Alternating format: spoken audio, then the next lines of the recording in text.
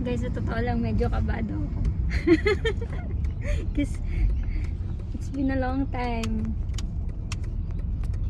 3 years ba ni? Yung huling drive mo? Huling drive niya nung binenta namin yung sasakyan namin sa Pilipinas bago yung flight namin papunta dito sa Australia. Yun yung huling drive niya.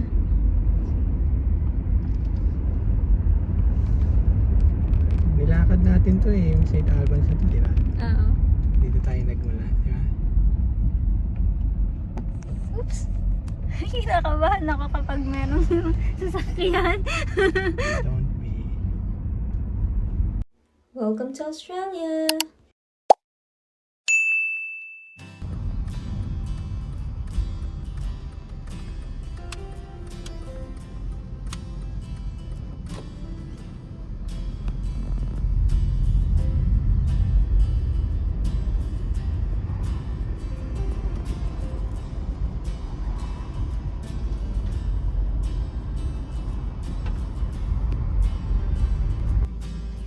Hi guys!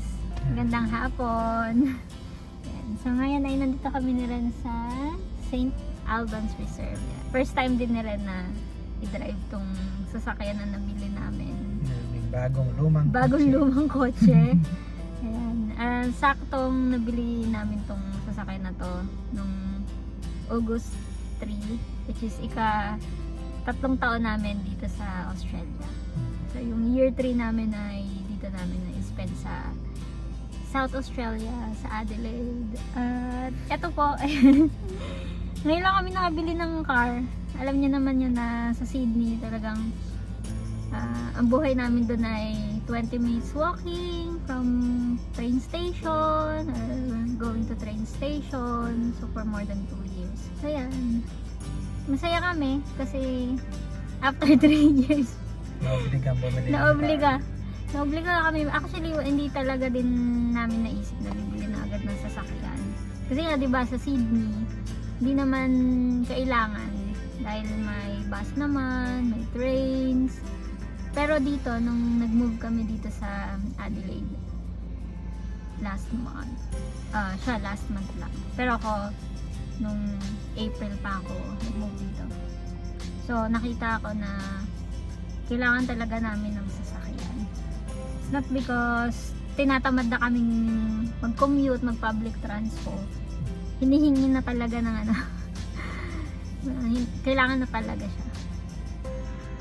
Kasi dito, ang hirap ng walang sasakyan. Kasi ang bus dito, laging late.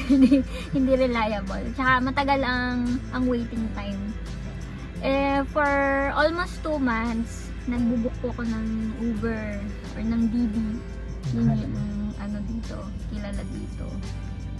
And ang mahal.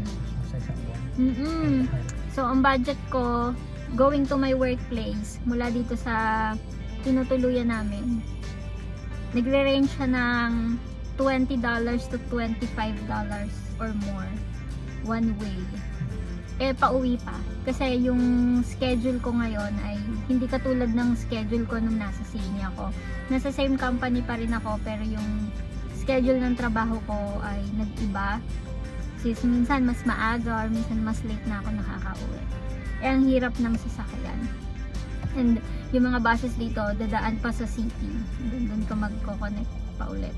So, 2 buses. Ang tagal. Inaabot ako ng 2 oras sa pag-public transport. So, nagbubuk na lang ako ng rides. Pero ito ngayon,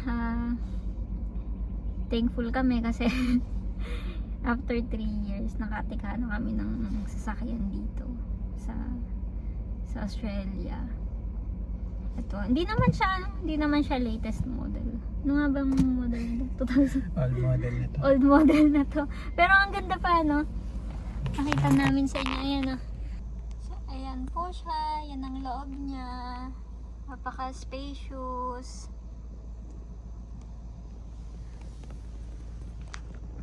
So yan ang loob ng aming sasakyan, kulay beige.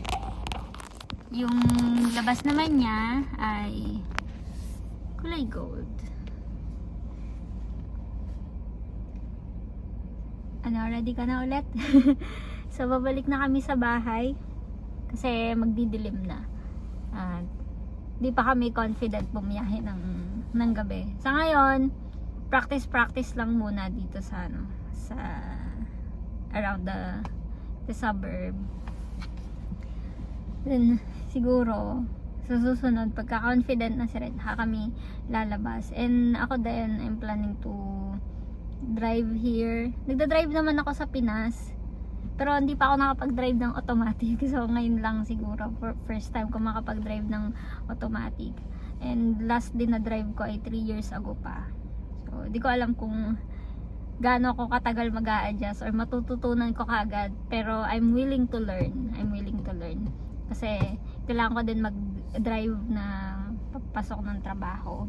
Tsaka pag may work si Ren, ako naman, pwede akong mag-grocery nang ako lang mag-isa, or kung meron akong ibang lakad, may pupuntahan ako kesa mag-public transpo ako.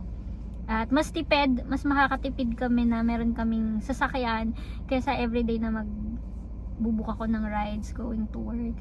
Kasi ma-share ko lang sa inyo, last month nung kinumpute ko yung total na nagastos ko para sa rides ko, I spent more than $1,000 para lang sa mga rides ko. Sa isang buwan. Sa isang buwan yon. So, nung nag-compute akong huli, 1,100 something siya. Na, minsan di mo maiwasan, syempre, magko-convert ka sa pesos. Pero kahit nga hindi mo nga i-convert sa pesos, di ba? Kahit sa dollars na lang, ang mahal pa rin eh. Oh. Mahal talaga siya. Yeah, let's go na! So, yan. Drive na ulit kami pabalik ng bahay. Nag-update lang po ako kasi may mga message sa akin kailan daw ako mag-upload at ayun. May mga na-meet na pala ako dito na subscriber natin dito sa Adelaide. In 200 meters, at the roundabout, take the first exit onto Walton Balik Avenue. ng bahay, naka-Waze pa. Ano ba na? Google. Wala palang Waze dito. May Waze ba dito? Wala, no? Muna sana, mikot ka lang. May harang doon eh. Hindi ko pwede doon. Hmm. Hindi In 200 meters, turn right onto